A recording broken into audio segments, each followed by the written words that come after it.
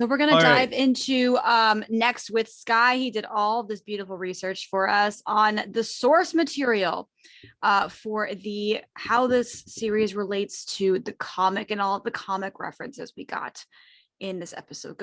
Go on ahead and take us home. Yeah. And Donovan, if you ever want to cut in and add anything, feel free. This is just an open talk for you. Okay. So yeah, we're gonna dive a little bit into the comics. So in the comics, Mark Spector was actually born in Chicago to a rabbi named Elias, who actually escaped Nazi persecution during World War II. And in the episode, they actually talk about the way that the gods kind of ignored the fact that all these horrible things were happening, including Nazi persecution, like kind of hinting at the backstory of Mark Spector. So they could be playing into it a little bit, and why he kind of hears the way and the things that he does. But during the last couple of years of his childhood, he actually discovered that a close friend of his named Yitz Perman was actually a Nazi deserter and secretly a serial killer of the Jews that were hiding after the persecution during World War II. Oh my. And he actually killed his father. Wow. And then disappeared without a trace. So that traumatic event actually caused him to develop the dissociative identity disorder, giving him the different personalities that you see in the episode, including Mark Spector and Stephen Grant. Okay. So Mark was actually approached for the first time by Khonshu, claiming that he was actually the true parent of Mark himself. Hence why he's able to like hear the gods, because he's actually descended from them. Wow. So his bloodline is literally run through the gods. Yeah. Wow. That's crazy. Yeah, right. So he actually ended up joining the Marines only to be dishonorably discharged. And in doing so, he kind of turned to a life of crime to make money because he was really, really low in his life. And that's when he became the mercenary that they were talking about in the episode. And in doing so, he traveled on like missions around the world, and he ended up in North Sudan, on the Egyptian border, where he carried out like a lot of his work there. And in the end, he ended up with a raid on the archaeological dig site, which you kind of see in the trailers. He goes into like this big pharaoh Egyptian tomb. And in doing so, he ends up getting mortally wounded. And they literally like laid him to rest because they thought he was going to die. Wow. Right below the idol of Khonshu. And his spirit came out of his body, like, you know, preparing to go to the afterlife because he wouldn't survive that. And Khonshu actually came down and offered his services, which he agreed to. And then that kind of gave him the hallucinations that you kind of see in the trailers and the episodes. Because it's literally Khonshu kind of like guiding him through his life. Right. So that was the direct connection between him and Khonshu, the Egyptian god. And doing so, that's why he like wakes up in all these like weird dreams and he like sees things because of the hallucinations that he got when he died. Wow. Yeah, crazy. So far this is like really kind of starting halfway through the storyline, and we're kind of like working our way backwards to see how it all happened. But yeah, this is already taking place way in the future after he had already been part of Khonshu. He just had no idea. That's interesting. It's interesting that we're the character that we're connected to right now is Steven. Because now we're gonna see just how much of a side character that he is. Really, literally, I mean, he's not even the original person. Yeah, like, he's not even he's like a generated personality, which is so then does his mom not even exist now that it comes back to that? If it's oh my gosh, now my mind maybe just that's crazy. Maybe. Again, keeping anything to keep Steven in the dark, right? He's just creating these things. Then Steven believes that he really doesn't live that kind of life. Wow. Real quick, I thought it was my reception. It's actually your reception. It's mine. Yeah, you guys keep cutting out. I hear both of you fine. Okay, cool. Maybe it's mine. I have no idea. All right, we are getting into next the mythology of this show, because who doesn't love a good myth, right? we kind of scratched the surface with Thor And then again with Eternals, but now we're probably going to go much deeper with Moon Knight. So Stephen does have this fascination, as you can see in the scene where he is trying to stay awake, which was beautifully done, by the way. The narration on that was chef's kiss, but I'll get into that later. Stephen has a fascination with this thing called the Ennead, which literally means, it's translated as 9, which are a group of 9 Egyptian gods. We have Atum, Shun, Shu, Tefnut, Geb, Nut, Osiris, Seth, Isis, and Nephthys. And Stephen does mention Horus, who is the son of Osiris and Isis. Arthur serves the Egyptian god Ammit, which is a beast associated with the time of judgment, which makes a whole lot of sense considering he has a scale tattoo on his arm that actually does move. Mm-hmm. So that's really cool. Yeah. It's interesting how these gods are kind of using these people to fight their battles for them, but that's just me. Arthur also brings to life a jackal to achieve the scarab from Stephen or Mark, whoever. And the jackal is a creature that guides people to the afterlife, otherwise known as a quote unquote death dog. So kind of like that thing was terrifying. Yeah, that was really, it's like a Cerberus of sorts. Ammit is actually an interesting creature when pictured. It's actually like a lion with a crocodile's mouth. That's kind of cool. Yeah, that's badass. Imagine having that as your I hope we dog. see it. No, right? I wonder if we'll see it, because the drawings of it are quite spectacular. Okay, so I kind of scratched the surface with this next part here, talking about the violence in the show. Does anybody have any thoughts on how that was done? You, the violence fan, Skylar Gifford, go ahead. To be fair, I was shocked. Mm-hmm. I knew it was going to be violent. I wasn't really sure how hard they were going to go, because I knew they were going to put on like Daredevil onto Disney Plus and stuff like that, and there was like a lock rating for it. And it wasn't like you were watching people like, get assaulted or something like that. You're watching the aftermath of them already being dead, and seeing like the way it happens. So I honestly thought it was a lot cooler than watching him actually do it. I know a lot of people like want to see like, hand-to-hand combat like other Disney Plus shows, but I think the way they have it set up, it's a lot cooler than anything we've ever seen. Yeah. I really, and again, like I was saying, it's a great way to introduce a bit of a darker approach to violence in the MCU. I think that because I am someone who's sensitive to violence. Right. I do, the sound of like blood and guts and bones breaking is something that bones I hate. breaking. I can't. It's so it makes me shiver. So I think that this was a great way to gradually get me on board with it. Because the more that I'm seeing the aftermath of what Mark has done, the more that I'm like, I kind of want to see him kick some booty. Right. I kind of want to see him do it. Well, I think also like the way the MCU is going is this is the first step. And then, next year we're going to get Deadpool 3, which is a whole lot of violence. We're going to get more X-Men. So Wolverine, Logan, that whole thing was incredibly crazy. It's fascinating to me how the MCU is growing up with us.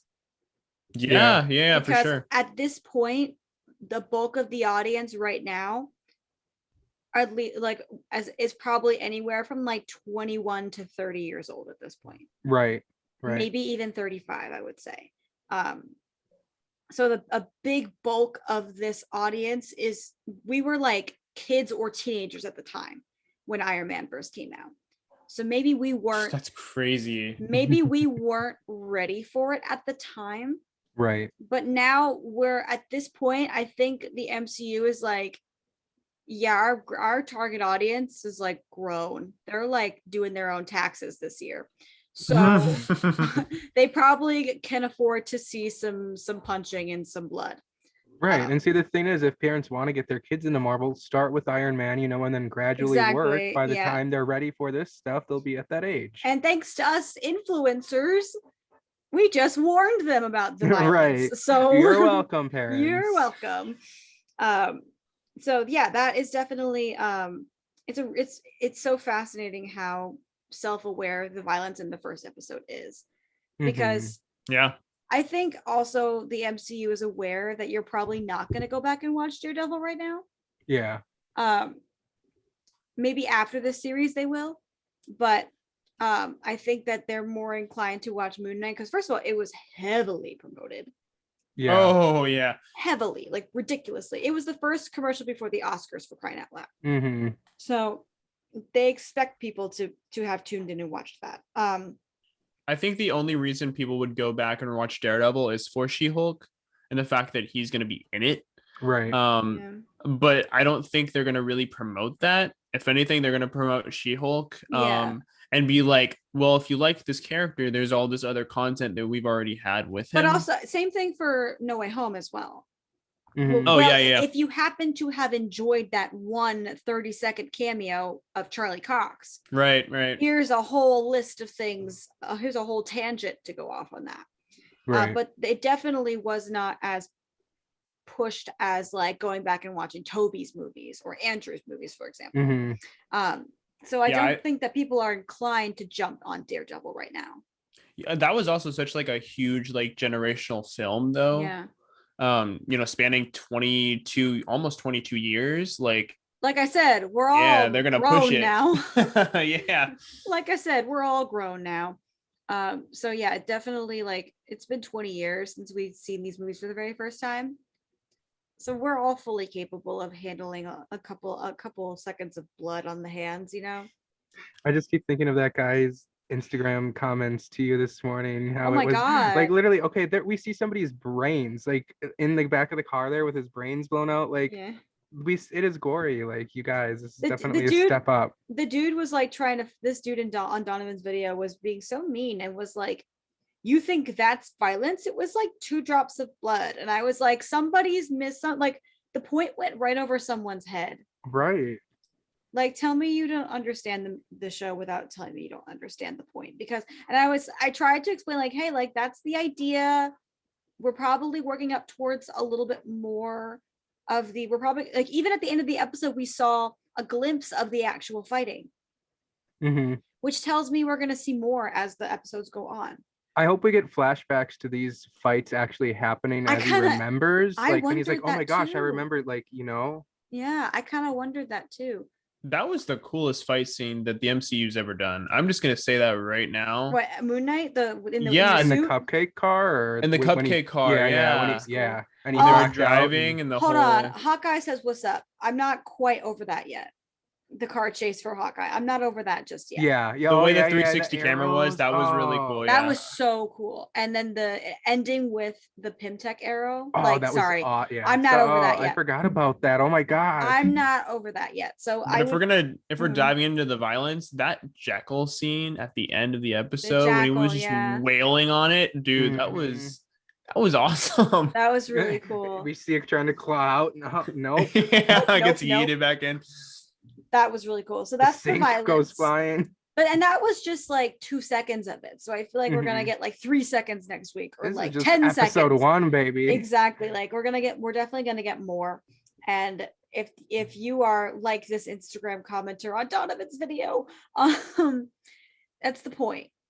Right. Hang in there. Hang in there, violence. Hang in there, blood fans. Hang in there. Wait for next week. You might see something you like.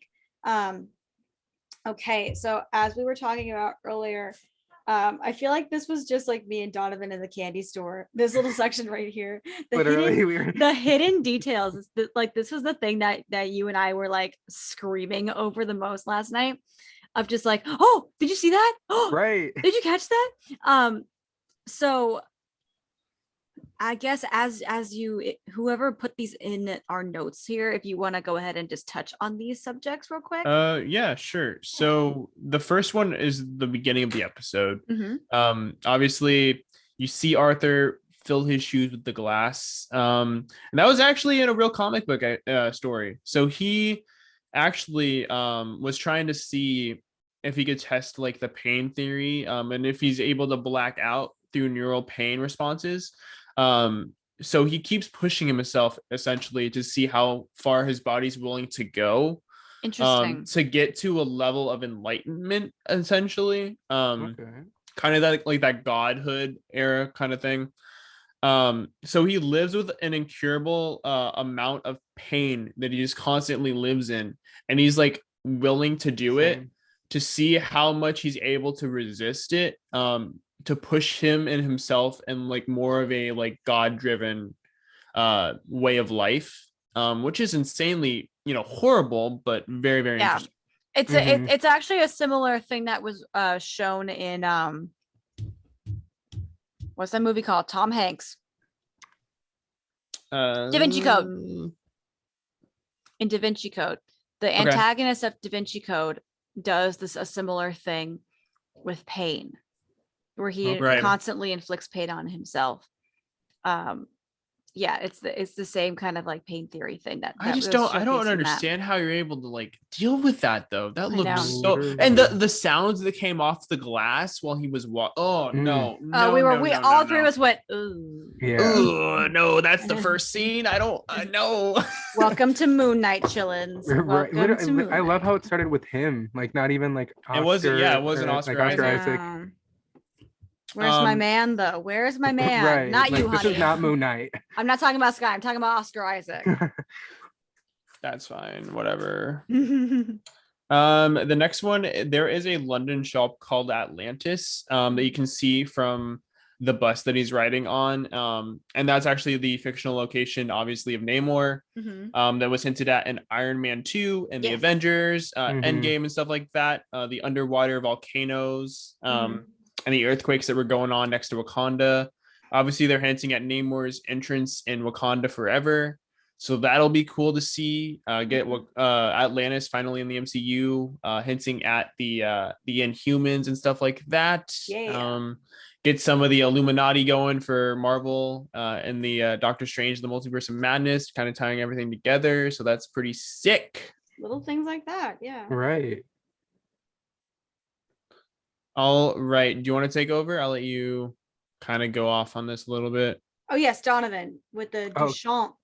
Oh, yeah. So basically, as we were talking about earlier, Layla is the girl who called him 1,000 million times over the span of these few months looking for Mark, but it was actually Steven. And along in the phone, there was Duchamp. And he is Jean-Paul Duchamp, who was one of the allies to Mark Spector in the comics.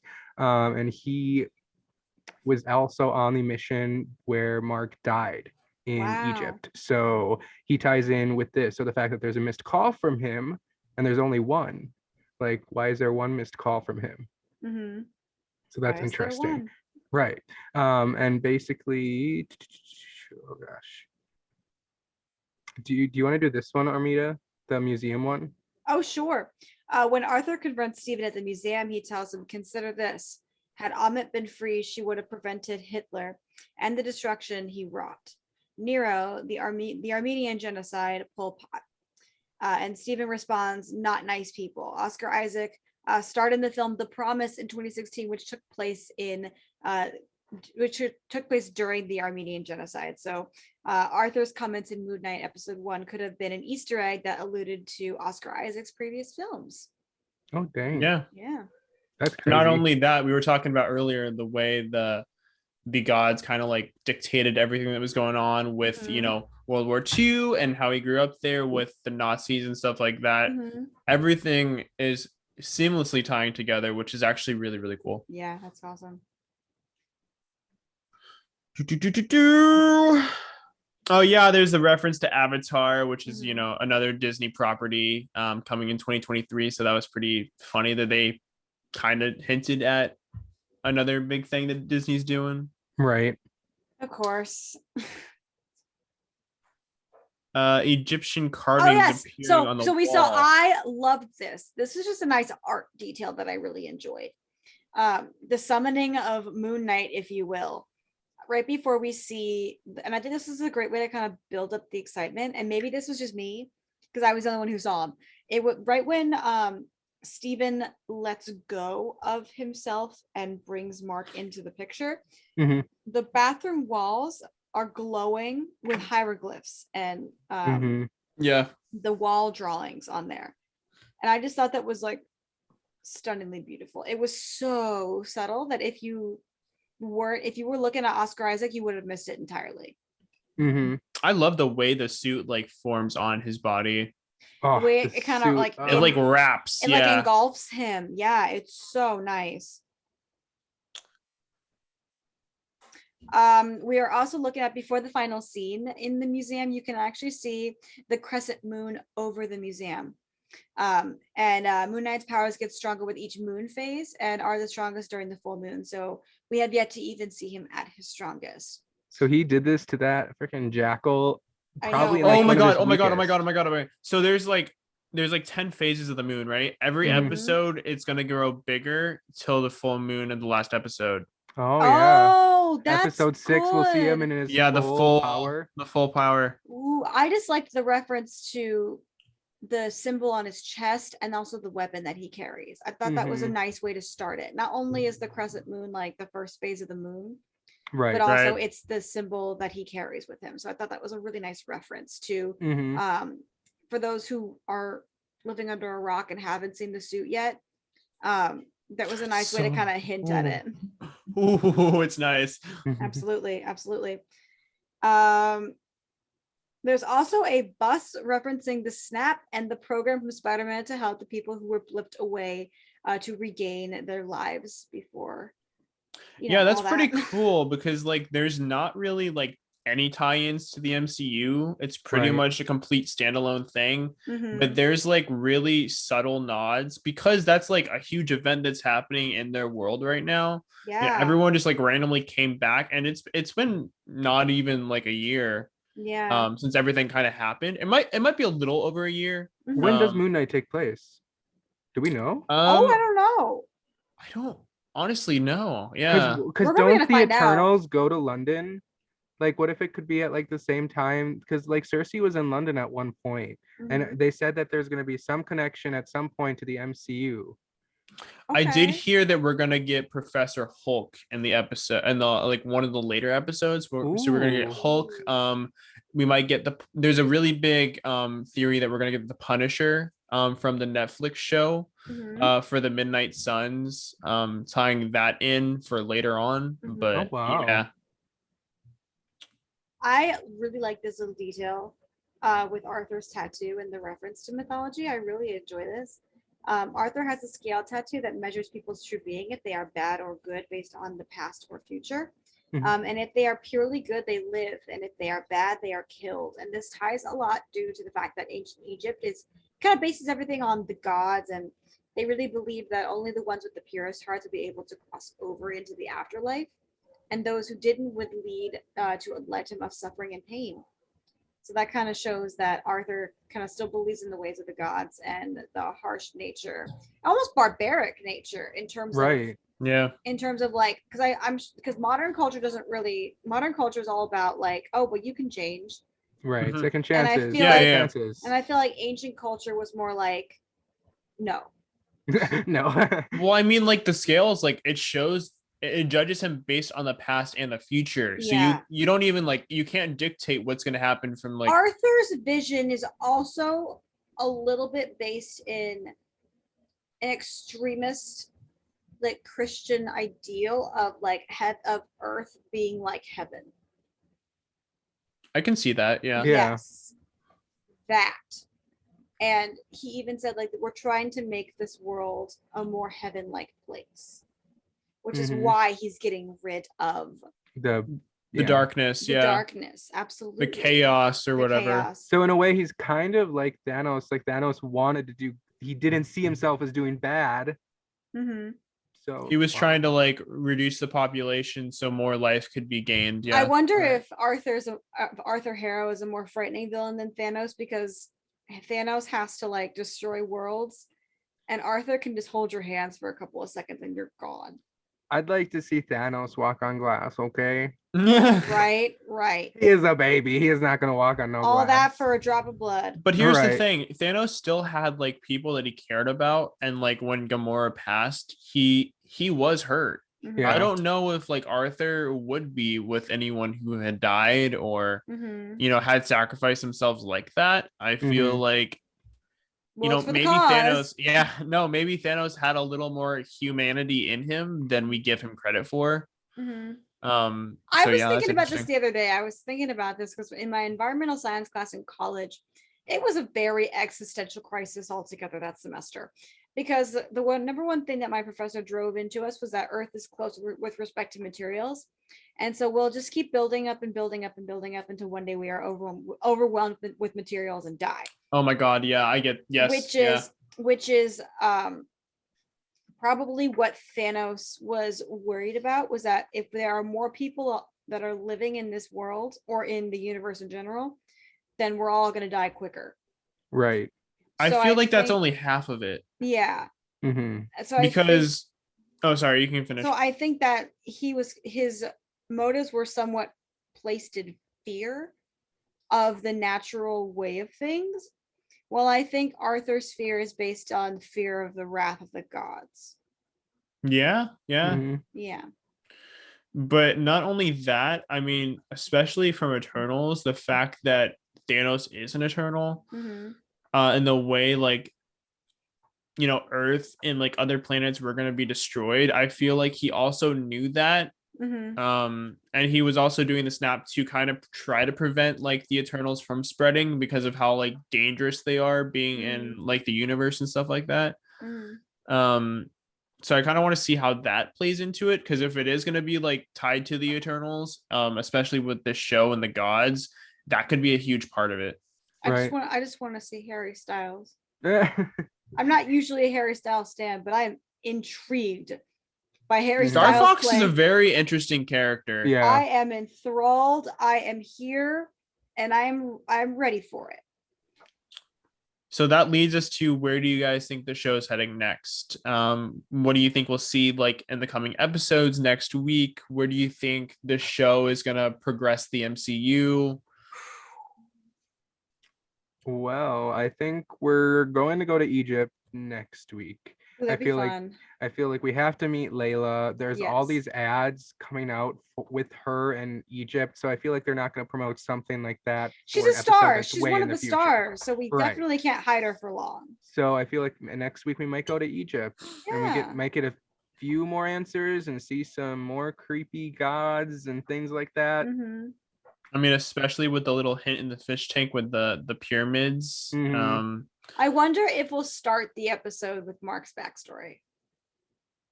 I would assume. I kind of want the whole episode to be a backstory. Like we kind of saw the future. I want where we are now. Mark episode. We had Mark, Steven this episode, Mark next episode. Yeah. I think I kind of would like a slow burn reveal, but I wouldn't be mad if it just opened with, and this guy was dead. So just like open up with Mark being murdered. Yeah. That'd be cool. Going off of Shang-Chi and the Legend of the Ten Rings up to, Captain Marvel, do you kind of see, is there any possibility, do you see him working alongside the Avengers, or do you want him to be his own thing? Because with his power set, I feel like he could be a huge player in the MCU. I almost had a kind of anti-hero vibe from him in the trailers. And then I read that he was the reason why he's called Moon Knight is because he is literally like a night walker that protects night travelers. Exactly. And so then I'm like, okay, yeah, I see him being an asset to the Avengers, and I think he's an asset that can do things that not a lot of people are willing to do. And that's why he's part of the Midnight Suns. Yeah, which could cause problems for the MCU Avengers, mind you, because they are all like, besides Thor, they're all like, well, I don't want to kill anyone, and well, Steve is gone, so that probably won't be a thing anymore. Yeah, but Doctor Strange can. Punisher, obviously, Ghost Rider. They're Yeah. coming. It's going to be a really, really cool team to kind of offset the Avengers. Exactly. Is there anything else you guys want to get into? Yeah, I have a cute little way to end it with a little listen to a round of favorites and least favorites and all that stuff. Okay. So who's your favorite character so far besides Steven? I mean, Gus. No, just kidding. I don't know. We only really have like a few actual like people. I have a love-hate relationship with Donna. I was gonna say Donna's for sure she's my fun, favorite. she's funny. Like I don't care if she died, but she's so funny. Like I like her. I feel like there's gonna be more to her. I feel like I don't know. Maybe she knows like something like that he's actually two people, or I don't know. Yeah, I know I said besides Steven, I was gonna say Khonshu. but Khonshu's a good one. Yeah, but he's Khonshu's scary. he's so intriguing though. Like there's so much to this character that we like don't know yet. I think my favorite is Mark Spector. I think I love, from what I've seen of him so far, I'm like, that's the welcoming the Latinos to the MCU that I wanted. That's it. When he was like, you have to let me, I can save us. And I was like, yeah, you can. Come on. Yeah, you can. Oh, I think my favorite is actually the Jackal. Ooh. That character was so cool. Yeah, that cool. was terrifying. Yeah. I was kind of mad though. We didn't really get a good shot of the Jackal. I know. It was kind of like CGI. It was kind of like hidden to make it more like menacing, but I wanted to see like the full thing. But I get it, yeah. Yeah. What was your favorite scene in this episode? Sky, you go first. I have to think. My favorite scene. Yeah, I already hinted at earlier the escape on the cupcake truck. The cupcake truck. I was like, oh, rip that cupcake being slammed in that guy's face. I was like, oh, I'm hungry now. No, and that like really cool scene with the wood falling from the sky, like smashing them. Wow.